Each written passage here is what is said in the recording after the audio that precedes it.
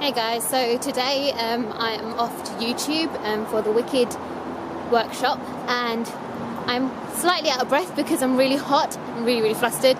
It's actually the hottest day of the year at the moment in London. The hottest anyway for September since 1949 apparently. It's like 32 degrees today.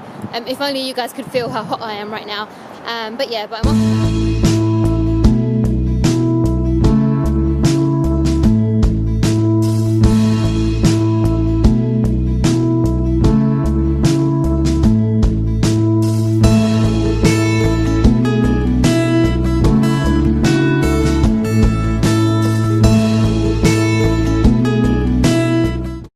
So I've just got to YouTube Space London. Oh my god, this space is amazing. It's absolutely beautiful. And check out this wall. So this is like a whole wall of YouTubers. One day I shall be in one of these spots, I pray. And then over here, we've got all the YouTubers mingling for the event. And then going through here, it's going to be one of the best parts. So this is where the Wicked event is going to be taking place. Look at it, it's got this beautiful balloons, and then look at all these refreshments. And over here, there's Wicked cupcakes. How cool are these? Awesome. Can't wait to have a look. The costumes are up there. Oh, they're so beautiful. So cool. Is this dress? It's absolutely stunning. So pretty. And then on that side they've got the witch's dress. It's stunning. I'm in Seventh Heaven. I love this. It's amazing. That a West End show has participated in and or hosted this particular thing, so we're really thrilled about that, and that's a digital landmark moment for Wicked. This is our 10th anniversary, so what a fantastic time to be included in this, so thank you. We're really pleased. You can applaud that if you like. Who's seen the show? Right, who hasn't seen the show? Be honest, who hasn't seen the show? Okay, we've got some tickets we can sort. Why? Why haven't you seen it? Where have you been?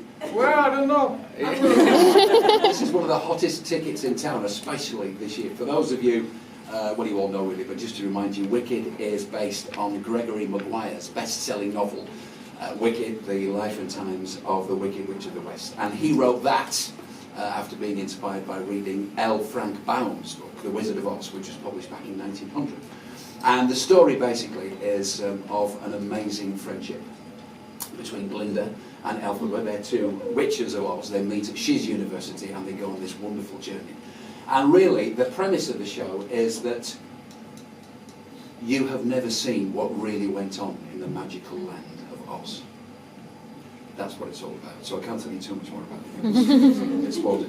We're all in it. We're thrilled to be part of this 10th anniversary. I'm Mark Curry. I'm a presenter and an actor, and I'm playing the wonderful, or not so wonderful, Wizard of Oz. We've got a few facts for you here about Wicked, just so you know just how phenomenal it is. Apparently, it's grossed $4 billion in global ticket sales to date, and has already been seen by 50 million people. It's been performed in over 100 cities in 14 countries. It's been translated from its original English into 6 languages: Japanese, German, Dutch, Spanish, Korean and Portuguese. Already, it's the 19th longest running show in West End theatre history. The multi-record breaking London production premiered on the 27th of September 2006 and has already played over 4,000 performances at the Apollo Victoria Theatre and has been seen by over 7.5 million people. Wow. And on Tuesday, the 27th of September, Wicked celebrates 10 years in London, a milestone achieved by only 2 other Broadway transfers, The Lion King and Chicago, in West End theatre history. It's won loads of awards, of course.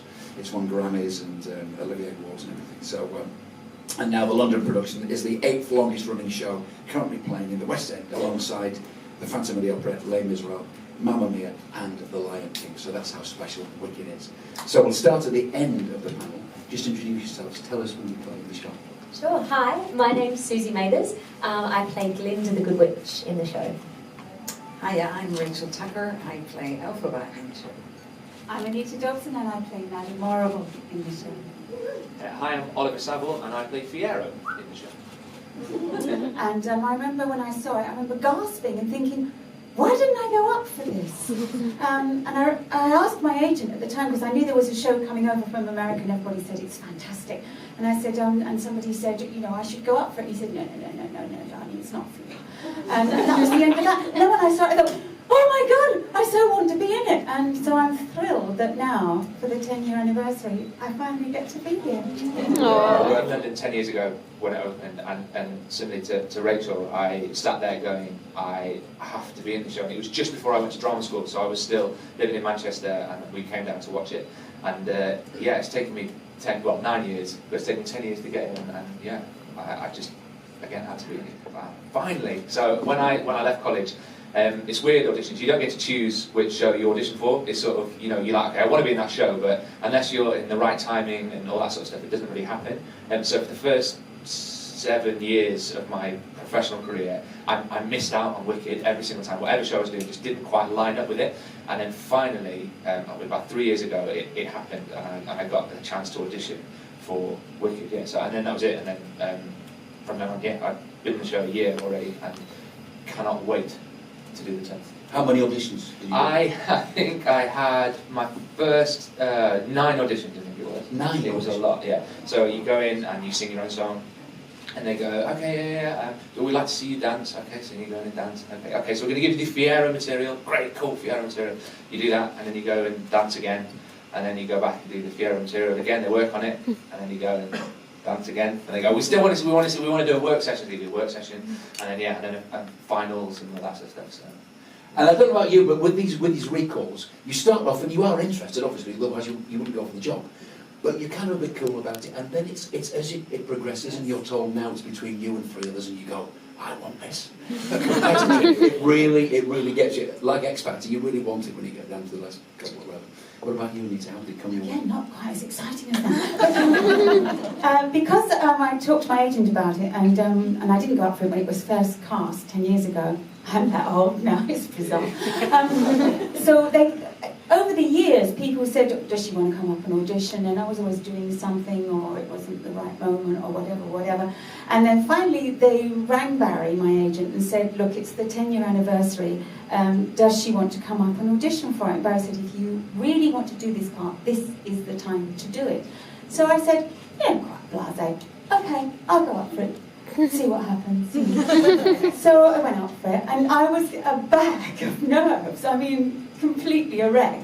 I met the director in the loo, and she said, what's the matter with you? Are you all right? Are you sick? I said, no, I'm just nervous. That's all. Did the audition, and then I got a recall. And then I went back for that. And she said, this time you come in and you will video it, and we send it off to the director. So I went back. By this time, I'm hooked now. I thought, I've got this far. They've called me back.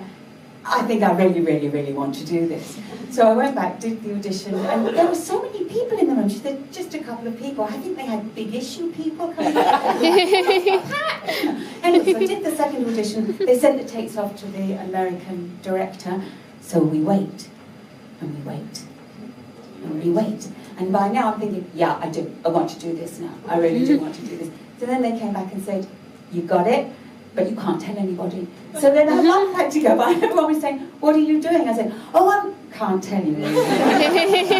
But I think you're making it up, don't they? They do. They think it was for a month, I think it was. I for 2 months, including like, the audition process, I couldn't tell anyone, but it was very exciting. So for me, it happened quite quickly, really, I suppose. But then, as I said, I'm a lot older than these guys, so things have to happen quickly. So Rachel, what happened there? So it was third time lucky for me. I auditioned when the show originally came to London. I was on tour with a musical called Tonight's the Night, and I had a few callbacks, and I was coming from Scotland, flying at 6 o'clock in the morning for an audition, flying back for the show that night. The next set of I was in Plymouth, 4-hour train journey, which I missed. I missed the show in Plymouth. I got a verbal warning. I got a final that I had to go back and see Joe and Lisa for, and they says, if you go back to the final, we'll sack you. So my decision first time round was made up for me. I wasn't allowed to go back. So that's what happened. And then the second time round, I reached the final, and I had to decide between going up to Andrew Lloyd Webber's house to go on the live shows if I would do anything, I'd do anything, or my final for Wicked. Yeah. And we all know what I chose. And then Third Time Lucky, I finished a year, I did a year We Will Rock You. They asked me to stay on, I said no. And they says, what, why? And I says, because if the part of Elphaba in Wicked is available, I need to be available for it. It's as simple as that. So I took myself out of work to make sure I was not in work so I could be available in case Wicked came up. I was like, I'm not letting go of it this time, this is my time. So just going back to that moment when you had to choose That's to how go for important the it was. final audition or I'd do anything. Yes. Was it because you thought maybe my profile, if I'm back on the, if I'm on the telly, yes, my profile would be high? Two things. Higher. That would help my career as Rachel Tucker, and open more doors, and I would be more visible to people that I mightn't have necessarily been seen by. And also, in my heart of hearts, more than anything, I knew I would play the part someday. So I could just put it on the back burner. Yeah. It will be mine, just not this year again. Sometimes you just know that that part is yours. It's incredible. Yeah. Susie? My story is very long-winded, so I'll give you the short version. I've been part of this show since 2008, which is a very long time. But I actually started in the ensemble. So I was what's called a vocal swing. At that time, I had 7 callbacks to get that particular part in the show. It was the original cast in Australia, in Melbourne. I left and did Mamma Mia for a year, and they rang me up and said, Glinda's coming available for the Asian tour, would you like to come back? So I jumped back into the ensemble and learnt it as an understudy for a year, and then took over the role. So now this will be my 6th country and 10th city performing the role. Wow. So yeah, I've had a very big relationship with this show, and yeah, London was always kind of the end game for me. I really wanted the part here, so I was just going to say, you played it before, but yeah. London, you know, your first night was just over a week ago, so how did that feel? It was amazing. It was my West End debut, and I moved here a year ago with the sole purpose of this. It was to chase this particular role that I love so much and to be part of the show on the West End. So it's a bit of a dream come true for me, and yeah, I'm still sort of pinching myself to make sure I haven't fallen asleep on a Sydney beach somewhere. What we get to do and what we get to tell is the story, and I think over the 10 years, everybody who's played these parts has been true to that, and I think it's what everybody connects to, and is what it's so enjoyable for us to do, and yeah, the story is why it is lasted, and it's the untold story, and we all know the story, but we don't really know the story until we see Wicked, and it's that. Absolutely. Anita? People love this show, and for me, you can see why. I think the thing about it is, when you go to see something like this, it gives you great joy, and you just want to go back and tap into that every time. So that's why I think this show will last for a long, long time. It gives you such joy to follow that story, and just at the end, every night when you two girls walk down, I feel very, very emotional. I think they're both terrific. I love them to death, and Theora and Mark. But it is for me, an immense amount of joy, and I think it gives it to you as an audience as well. That's why it will run. Yeah, it will run and run and run. It's for me, you know, you go to see a play. It's a different thing. The story absolutely holds true, and it always has done, and that's the backbone of why we're on stage telling a story, because it's a fantastic story. But the music for me, I think it just takes it to a different level. This music has been written by magic. I don't know how. It elevates people. It makes them laugh. It makes them cry. You know, to be able to tell a story through song makes people, you know, not everyone can do it. So when you're sitting watching people who can do it, you're like, yes, that's exactly what I'm thinking. And so you connect so beautifully with music and story combined. And this set, it's joyous, as Anita says. there's a magic about Wicked that will never ever go away. A friend of mine that came to see the show the other night, she said, I mean, she loved it, but she said, there aren't really any memorable songs, are there? There aren't songs that you go home and sing. She said, I know Defying Gravity because I've heard it a few times. And when she said that, I thought, and it's exactly what you just said, it's because really we're singing the script. You know, and there's a great emphasis on, we don't finish our dialogue and wait, and then do the song. So many times, the dialogue just goes straight into the songs. And almost sometimes the songs don't finish and we don't stand there and take a bow, and at the end we go into the dialogue again, so it is like sort of singing the whole script. Look, like these guys have said, the story is the beating heart of this show. It really is. It's the friendship between the two girls, everybody can relate to it. But Wicked is an event. It's a spectacle. You come in and the set comes out into the audience, and you know there's this giant dragon, and the costumes are amazing, the orchestrations, the music. It's like a winning combo. They just got the musical theatre 101 thing right. You know, like they really got the combination right. And I think there's a reason that it's lasted this long internationally on Broadway here in the West End, and I think it will keep going even longer, and it's because it's a must-see. I mean, everybody loves the show. I don't know anyone that doesn't. So... Oh my god, I've just seen the cast of Wicked and they were absolutely amazing. I mean, they're so friendly and they're so genuine, and I think it just makes me want to go see the show all over again.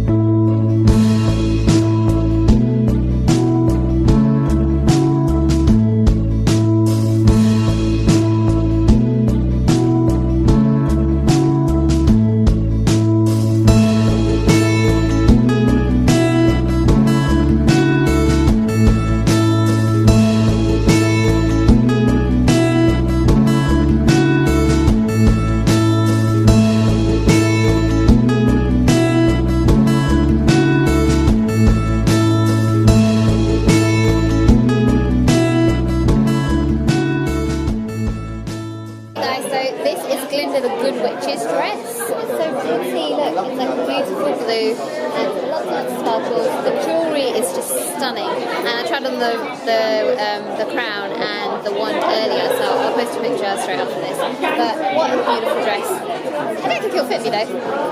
I'm not that small. This is Elizabeth's dress. Oh my god, it's so amazing. Look at that. The detailing on it is just beautiful.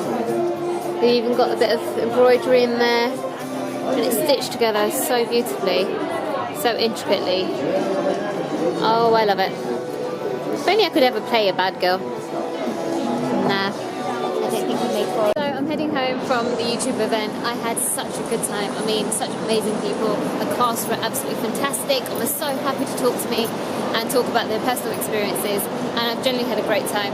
It's still baking, and it's about, well, I can't see the time now, hang on, it's about 6 o'clock now, and it's absolutely boiling still. This is so bizarre for London. Anyway, I'll stop ranting on about the weather. Hopefully I'll see you guys soon. Don't forget to subscribe, and take care of yourselves.